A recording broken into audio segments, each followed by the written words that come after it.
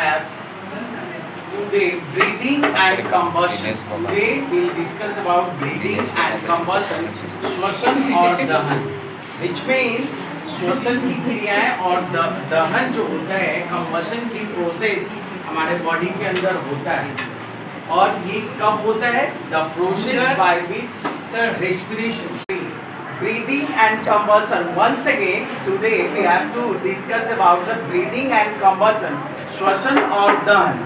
The process by which respiration is compared with combustion, which means combustion और respiration एक दोनों में relation है, ठीक है?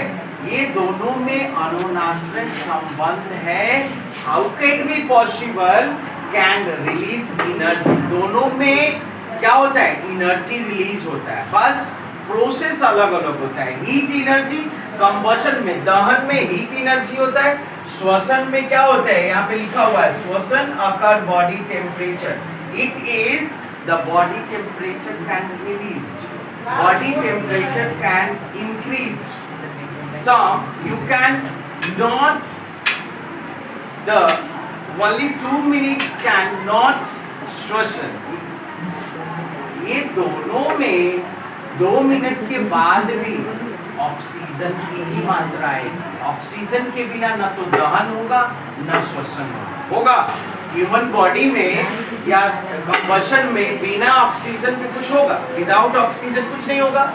आपको पता है कि आग को जलने के लिए, हीट एनर्जी को उत्पन्न करने के लिए भी ऑक्सीजन की आवश्यकता होगी और श्वसन करने के लिए भी ह्यूमन बींग्स में O2 की आवश्यकता होगी.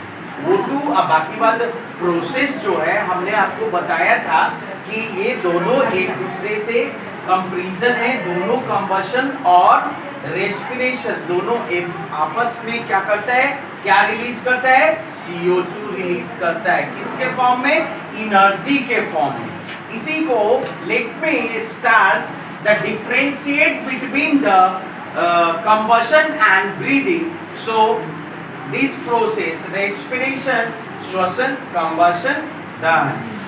ये respiration क्या कहता है? It is a slow process.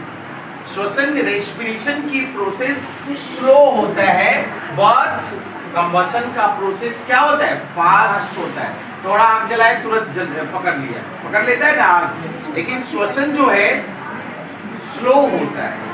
It occurs. अब रेस्पिरेशन में दूसरा स्टेप क्या है? It occur at body temperature is 37 degree Celsius.